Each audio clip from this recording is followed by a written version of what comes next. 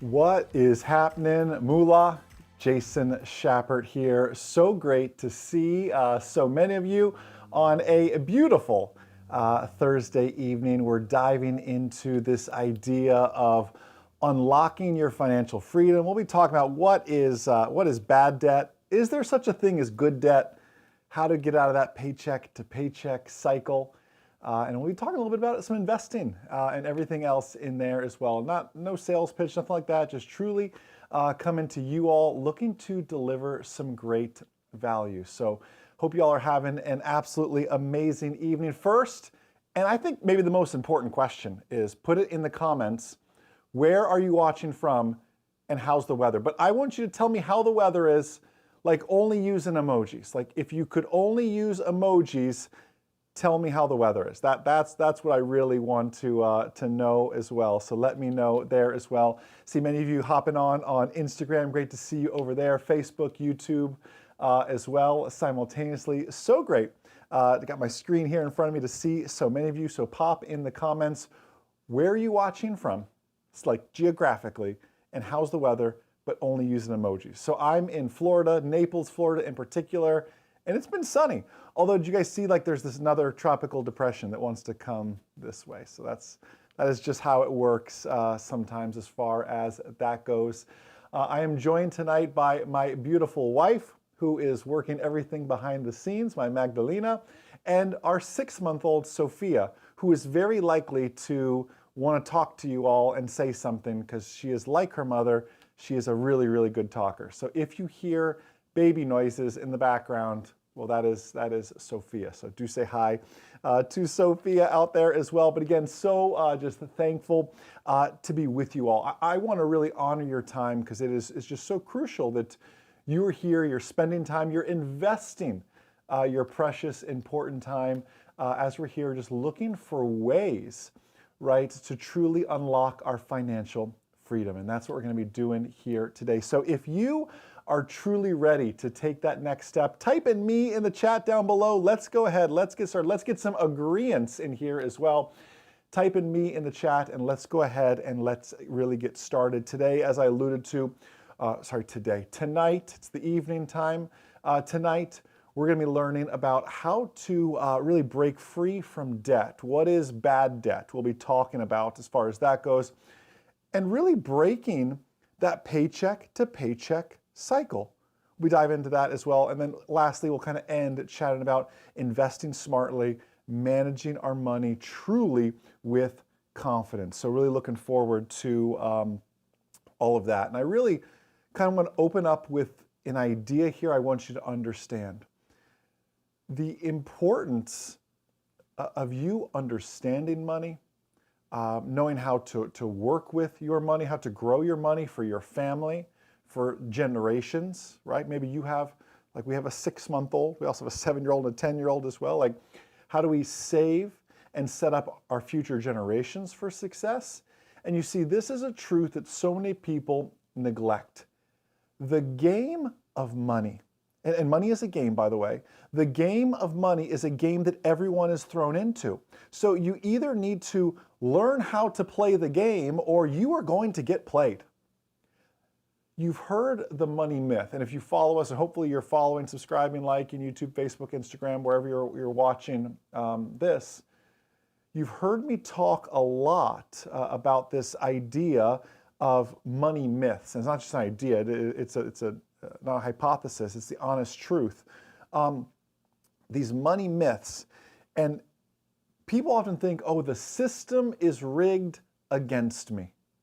Well, if you believe that, that could be true, but let me tell you something, that the problem is money is a game. It's a game everyone is thrown into. Not everybody wants to play it. Not everybody knows how to play it. Not everybody knows and understands all the rules. And if you don't know how to play, you will be played. And our goal of all of this is just to increase financial literacy. Although, as the late Jim Rohn used to say, knowledge isn't power, knowledge is simply potential power. So with what we're going to learn here tonight, we have to learn to apply it. We have to learn to take action with it here as well. That's the big step. Are we willing to take the action? So with that, I wanted to really kind of dive into and start with our story. for my wife and I. And who out there has ever had some of those like humbling times, right?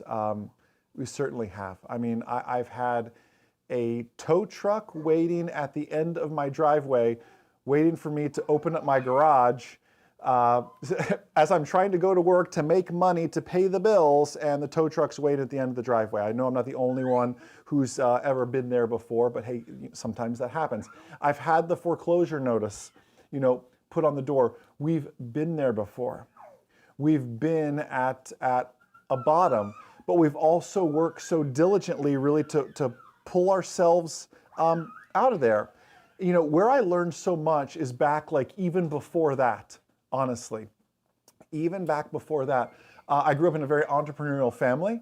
My parents still to this day have a pest control company. And I used to kill bugs with Dad. That was one of my very first jobs. And I remember very early on, my dad had some very wealthy clients. And I remember going in there and seeing, okay, what do wealthy people do differently? And I realized very quickly as we're going to the home, we're supposed to be killing bugs, and I'm being nosy, checking everything out here. And I realized, wow, wealthy people have big bookcases and small TVs, right? They're learners. They're always diving in. So that's why I just congratulate you on a Thursday night. We can be doing a lot of great things.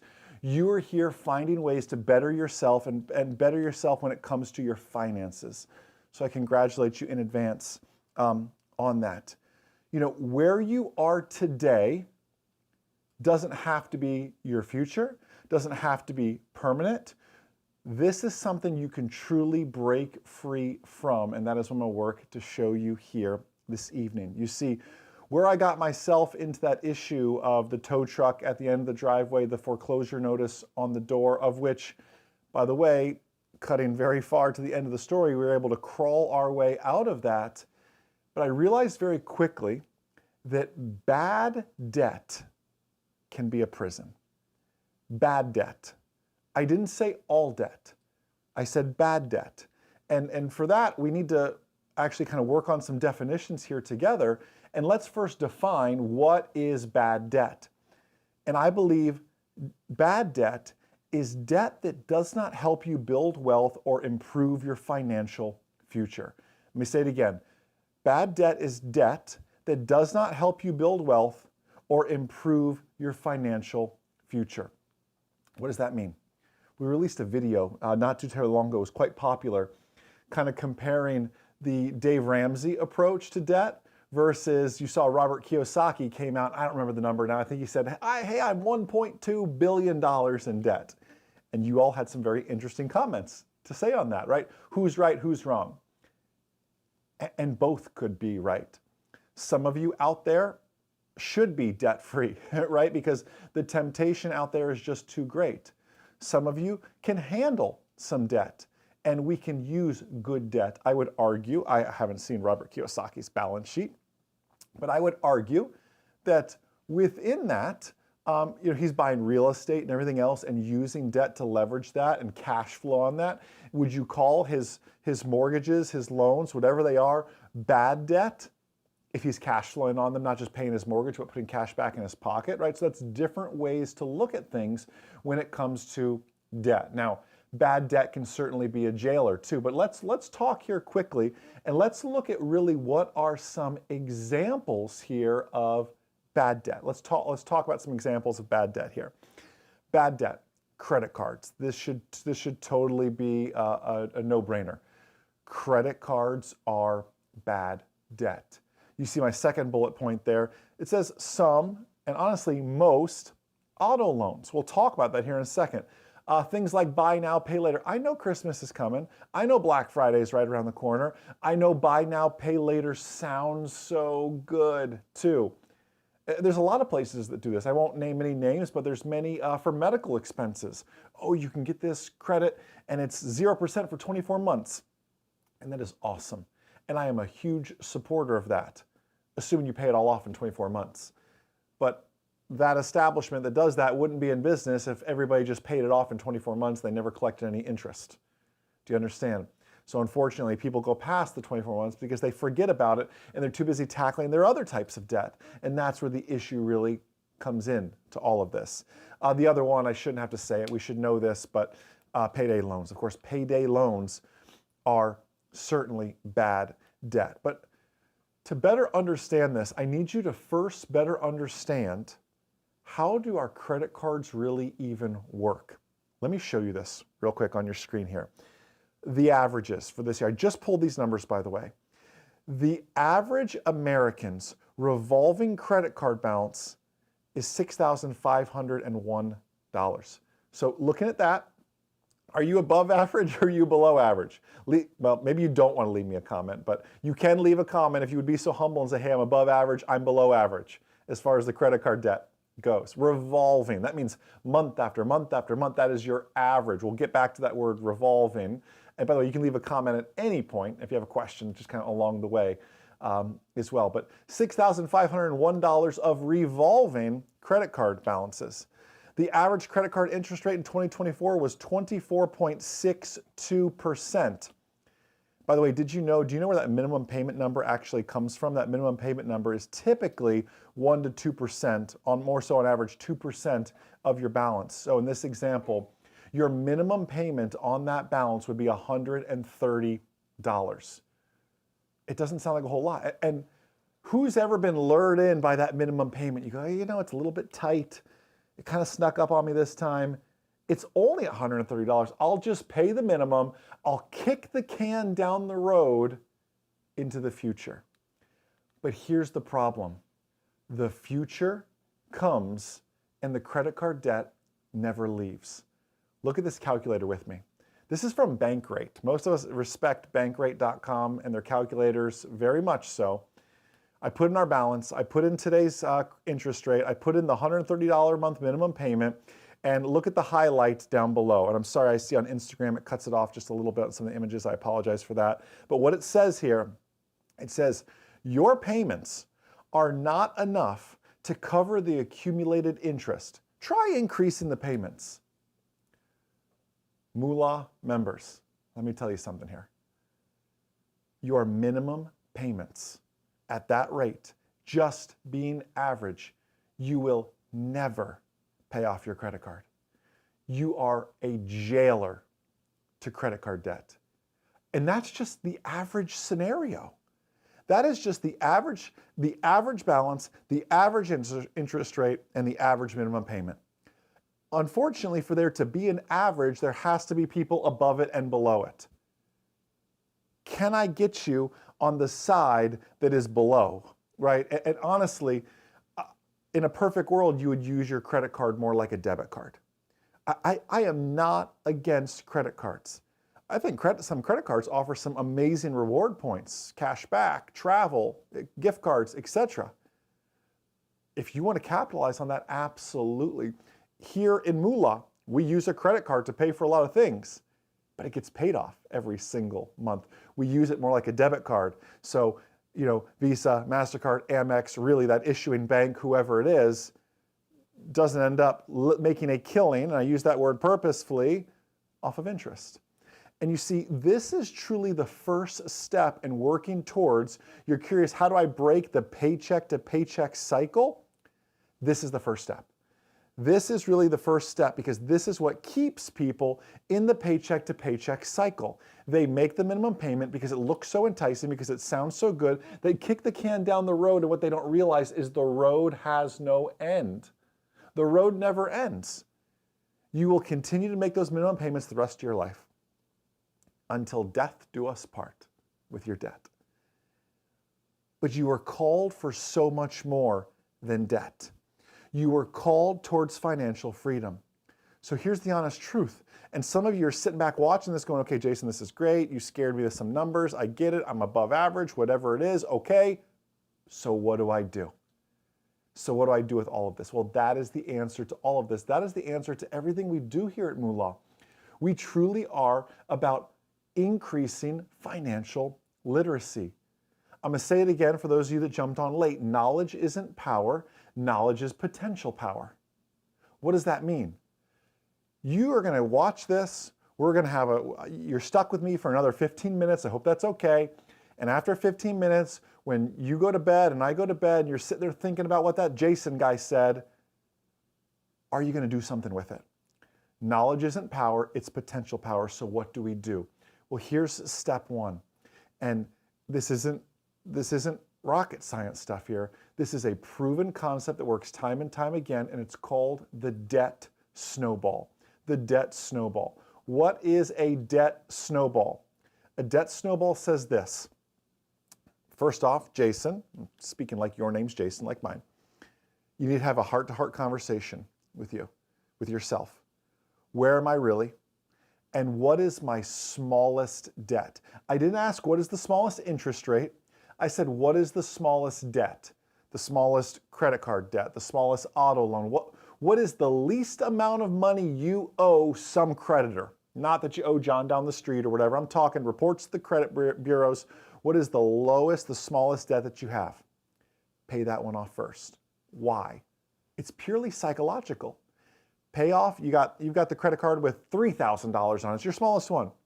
Pay that one off first, get it to zero, give yourself the golf clap. Congratulations, I knew you could do it. Pat yourself on the back, whatever you need to do. Not whatever you need to do to celebrate, that could be dangerous, right? Not go out to a big expensive dinner or something like that. Give yourself the affirmation, the golf clap, and move on to the next smallest one and build from there. Small wins win games. Maybe you're a baseball fan. You'll get this analogy. Everyone is always looking for home runs. Home runs make it on ESPN. Home runs make it on the news. Everyone looks at the home runs.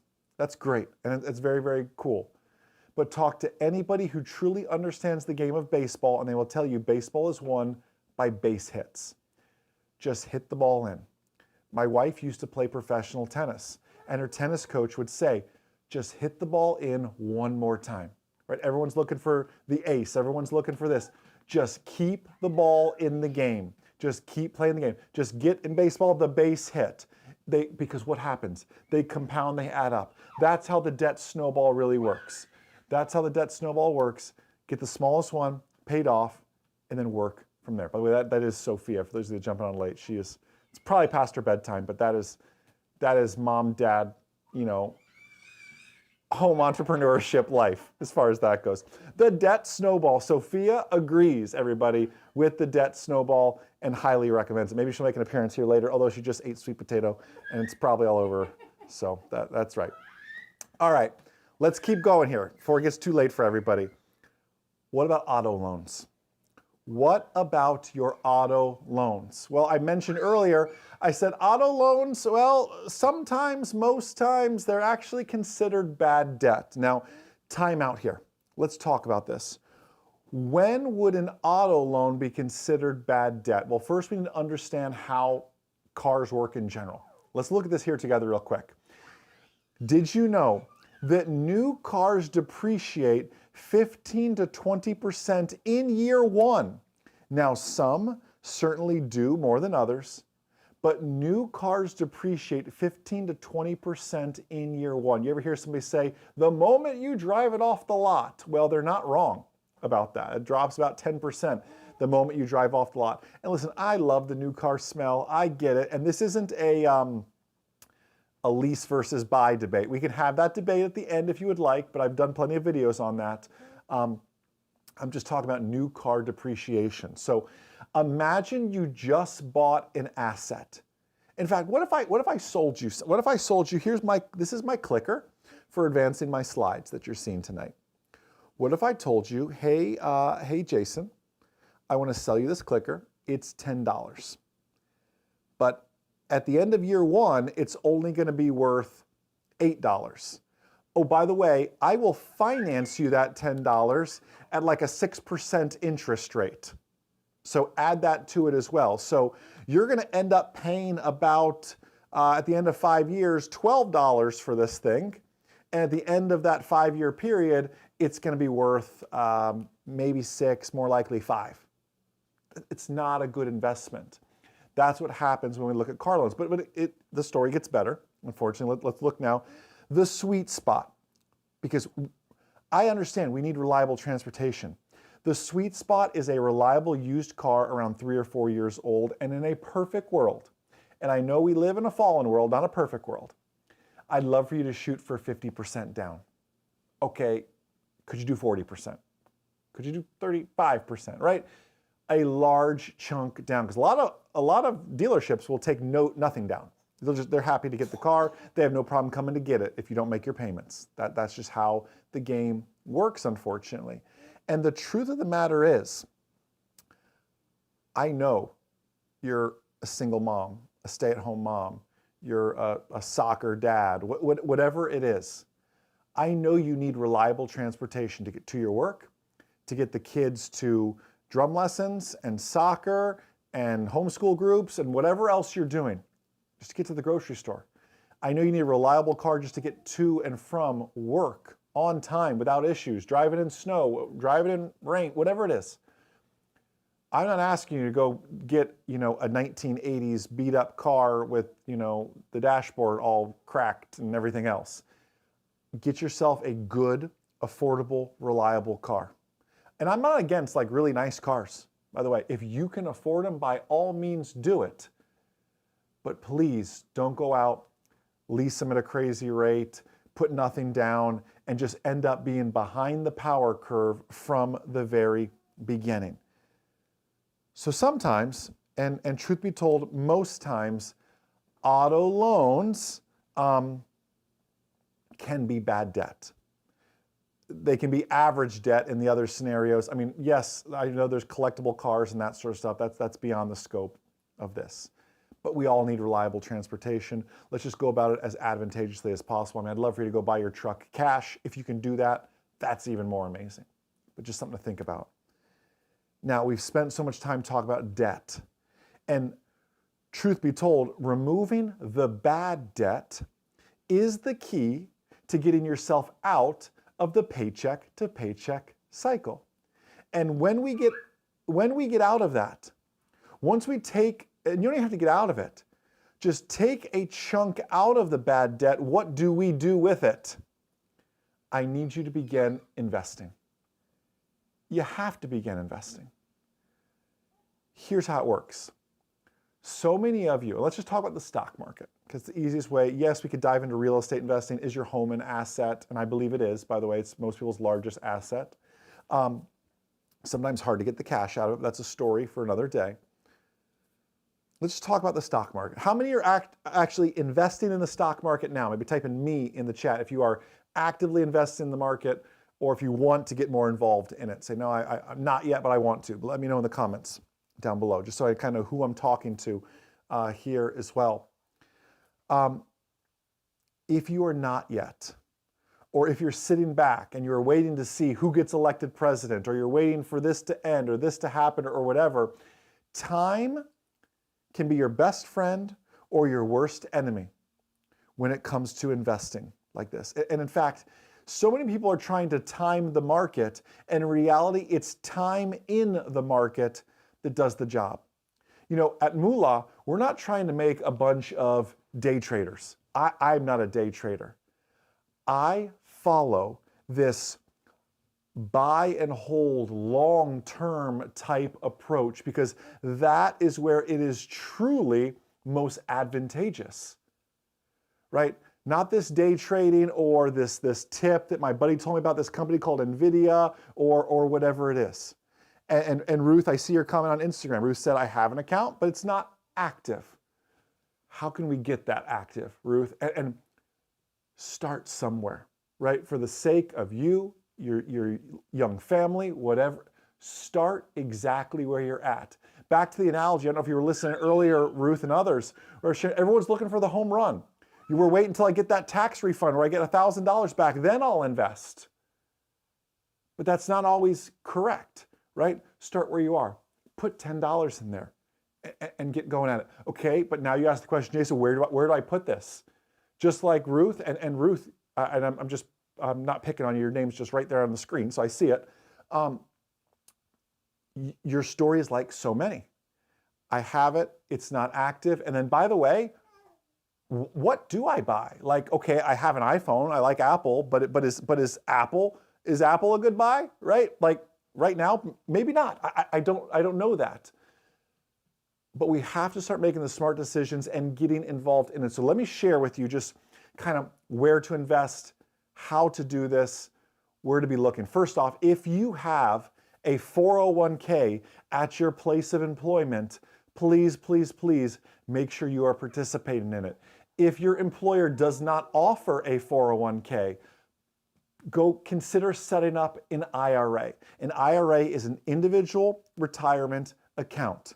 In particular, I want you to set up what's called a Roth, R-O-T-H, a Roth IRA or a Roth 401k. What is a Roth IRA, a Roth 401k?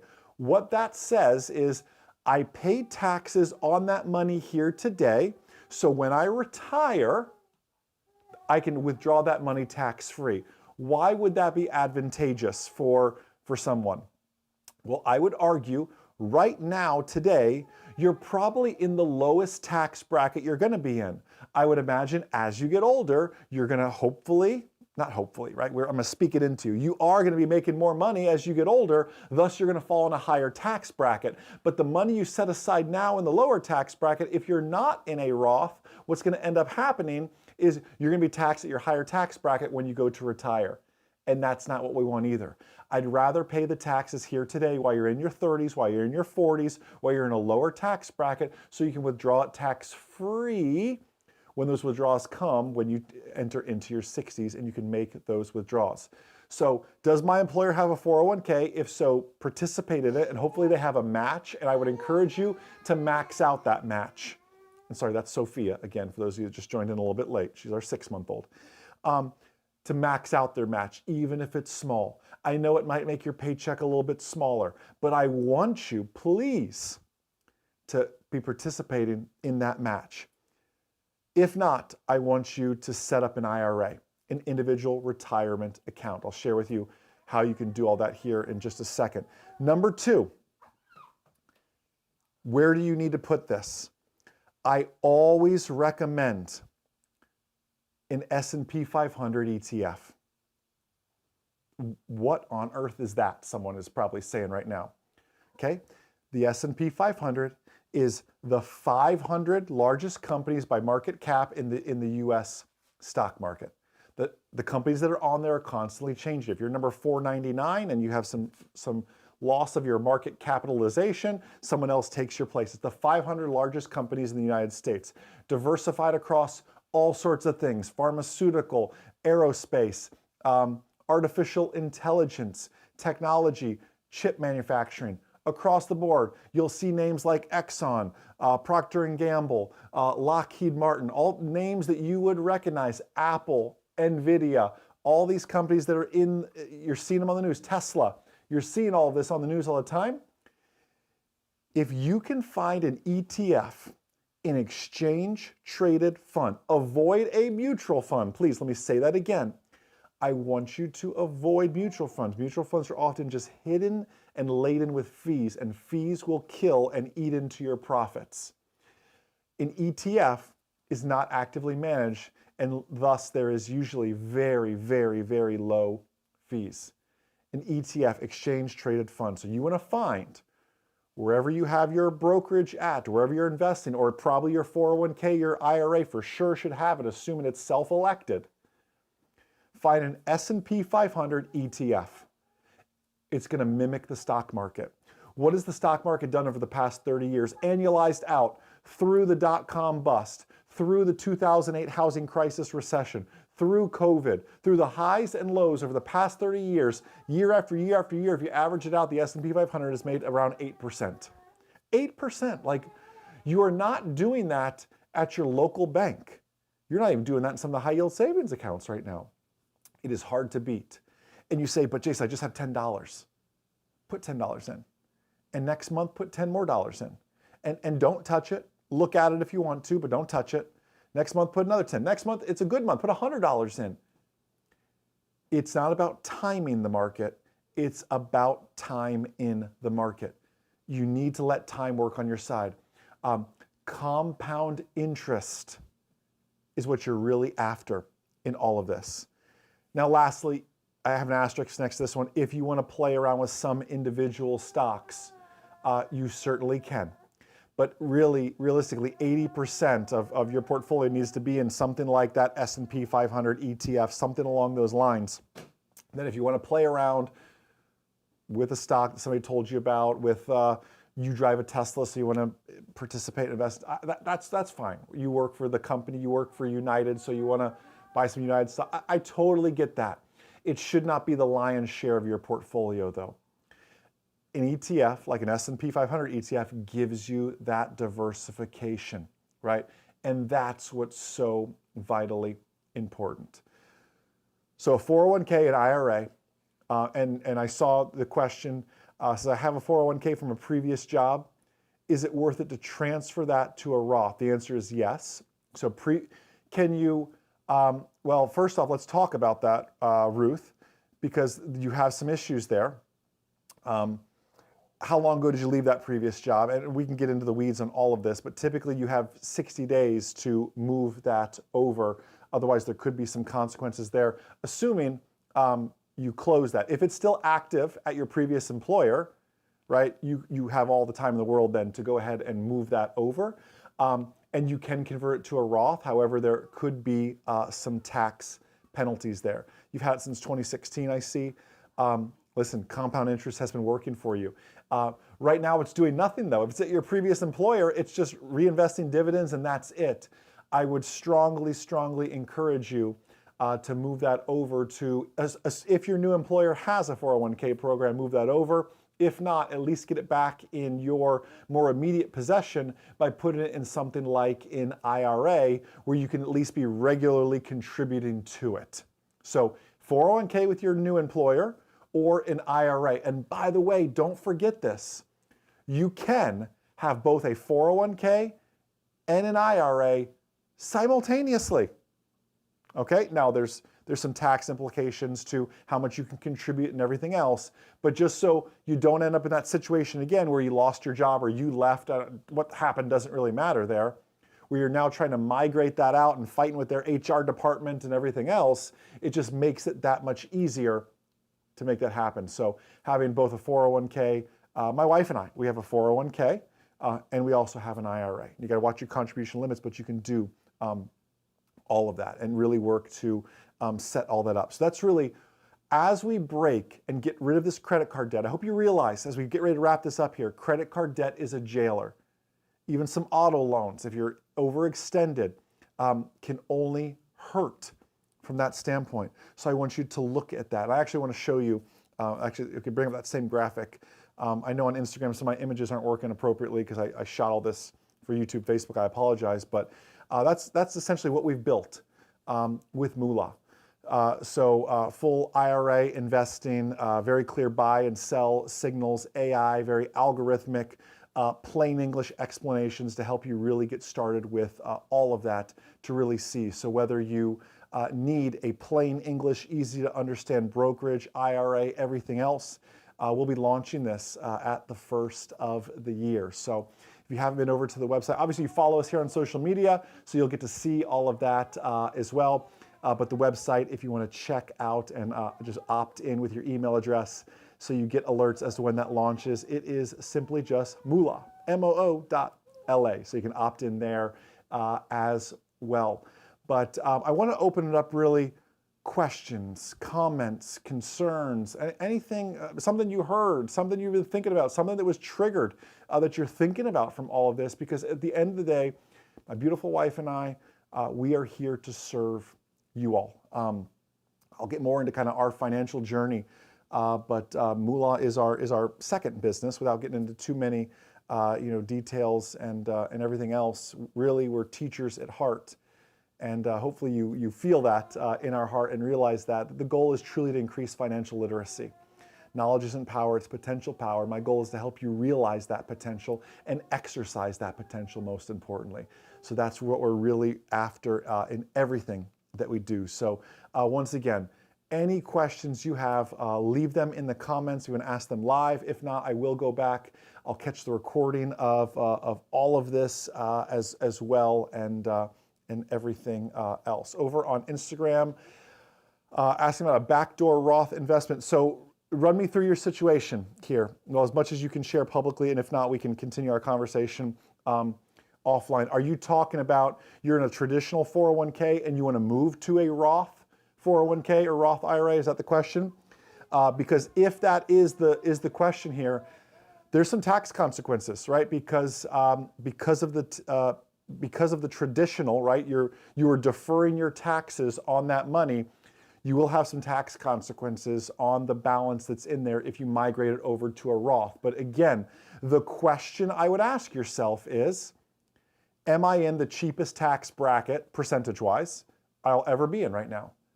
It is my wish for every single person here to make more money next year and more money the next year and more money the next year. Your tax bracket, and I don't care who's president, by the way, that has nothing to do with any of this. You're just going to end up in a higher tax bracket because you're making more money. That's going to always be the case.